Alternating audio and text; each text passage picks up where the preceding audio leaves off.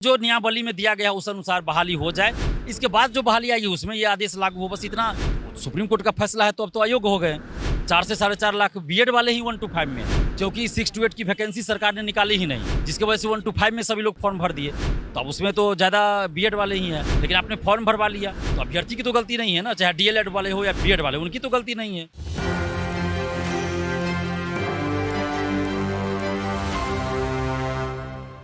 बिहार सहित देश भर में शिक्षक नियुक्ति को लेकर के लगातार विरोध होते रहे हैं।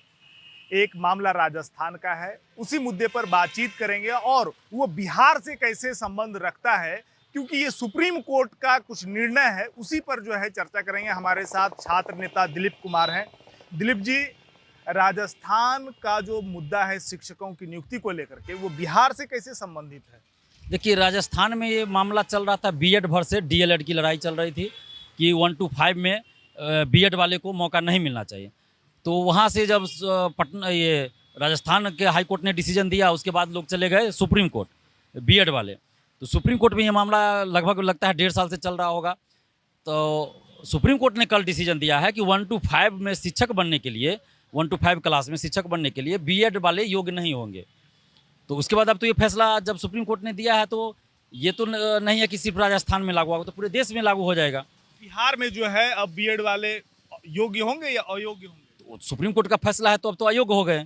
और बिहार में जो शिक्षक वाली अभी चल रही है उसमें 1 to 5 क्लास के लिए बहुत लाखों लोग, 4 लाख लगभग होगा, 4 से 4.5 लाख बीएड वाले ही 1 to 5 में है, क्योंकि 6 to 8 की वैकेंसी सरकार ने निकाली ही नहीं, जिसकी वजह से 1 to 5 में सभी लोग फॉर्म भर दिए। तो अब उसमें तो ज़्यादा बीएड वाले ही हैं, तो इस वजह से अब परेशानी हो रही है। अब क्या होगा, बीच का रास्ता सरकार को निकलना चाहिए कि सुप्रीम कोर्ट जाकर अपने जो कानून विशेषज्ञ हैं उनको भेजकर सुप्रीम कोर्ट से विशेष परमिशन लेना चाहिए कि इस बहाली में ये आदेश लागू ना हो, क्योंकि पहले से प्रक्रिया चली आ रही थी। बाकी सुप्रीम कोर्ट का फैसला सही है। बिहार में शिक्षा विभाग और बिहार सरकार लगातार शिक्षकों को जितनी जल्दी हो सके भर्ती कराने का प्रयास कर रही है, ठीक है। लेकिन जब ये इस तरह के मामले जब आते हैं तब तो फिर जो शिक्षक अभ्यर्थी हैं उनका तो जीवन अधर में लटका हुआ। बिल्कुल, वो तो है। सरकार जिस तरह से नियमावली बनाती है, फिर संशोधन होता है, तो इससे तो शिक्षक अभ्यर्थी हो या कोई भी अभ्यर्थी हो, उन पे तो बुरा प्रभाव पड़ता ही ना। मानसिक संतुलन बिगड़ जाता है। आप सोचिए कि लोग अभी एडमिट कार्ड निकाल रहे थे, उनको सेंटर पे कैसे जाना है वो सोच रहे थे, व्यवस्था कर रहे थे, परीक्षा की तैयारी कर रहे थे। अभी पता चला कि वो तो अयोग्य हो गए बीएड वाले, तब उन पे क्या बीत रही होगी। तैयारी कर रहे थे, बहुत सारे लोग कोचिंग संस्थानों में एडमिशन लेके पढ़ाई किए होंगे, पैसा लगा होगा, घर से बाहर रह के लॉज में, हॉस्टल में रह के पढ़ाई किए होंगे, इसकी तैयारी किए होंगे, बहुत लोग घर से किए होंगे, चाहे चाहे जैसे भी करे। तो मानसिक परेशानी तो होती है, शारीरिक भी होती है, आर्थिक भी होता है, सब चीज़ हो जाता है। और जब परीक्षा देने जा रहे हैं तो पता चला कि अयोग्य हो गए। तो ये सरकार की लापरवाही और गलती है, बिहार सरकार की। बिहार सरकार की गलती है कि उन्होंने पहले से ये चीज़ नहीं किया कि सुप्रीम कोर्ट में जब केस चल रहा है तो सुप्रीम कोर्ट से ही गाइडलाइन आप ले लेते कि इस बहाली में हम क्या करें, नहीं करें। लेकिन आपने फॉर्म भरवा लिया तो अभ्यर्थी की तो गलती नहीं है ना, चाहे डीएलएड वाले हो या बीएड वाले, उनकी तो गलती नहीं है। क्या लगता है सरकार को, क्योंकि आप छात्रों से मिलते रहते हैं और फिर सरकार से भी जो है आपकी बातचीत होती रहती है, शिक्षा विभाग में आप लोगों की अच्छी खासी जो है पहचान है और संघर्ष के दौरान सभी अभ्यर्थियों से बातचीत भी होती रहती है, आगे का रास्ता क्या हो जो कि अभ्यर्थी जितनी जल्दी हो सके वो शिक्षक बन सके? देखिए, आगे यही उपाय बनता है कि बिहार सरकार सुप्रीम कोर्ट जाएं, वहाँ बिहार की परिस्थितियों को बताएं कि यहाँ गुणवत्तापूर्ण शिक्षा चाहिए। इसके लिए हम लोग 1,70,000 पे बहाली करना चाह रहे हैं और जल्द बहाली करना चाहते हैं, क्योंकि शिक्षकों का अभाव है और बहाली चूँकि पहले से शुरू हो चुकी है, परीक्षा अब होनी है।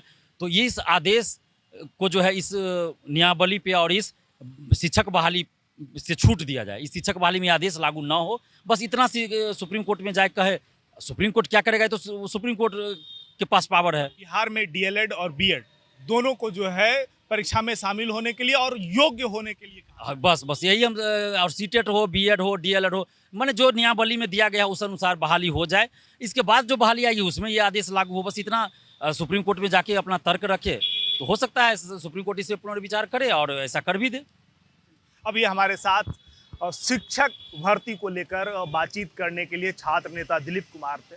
साफ तौर पर कहना था कि जो परिस्थितियां बिहार में उत्पन्न होने वाली है, जो बीएड के जो छात्र हैं वो जब अयोग्य हो जाएंगे तो बिहार में जो शिक्षकों की कमी है और जो शिक्षक भर्ती में फॉर्म भर चुके हैं और अभी कुछ दिनों के बाद जो है परीक्षा होने वाला है और सरकार चाह रही है कि 1,70,000 से अधिक शिक्षक जो है जितनी जल्दी उसकी भर्ती प्रक्रिया पूर्ण हो जाए वो करे। लेकिन जो सुप्रीम कोर्ट का जो आदेश राजस्थान के मुद्दे पर आया है तो पूरे देश भर में लागू होता है। तो सरकार को चाहिए कि बिहार सरकार और शिक्षा विभाग सुप्रीम कोर्ट में जाकर अपना पक्ष रखे, क्योंकि बिहार में शिक्षकों की घोर कमी है।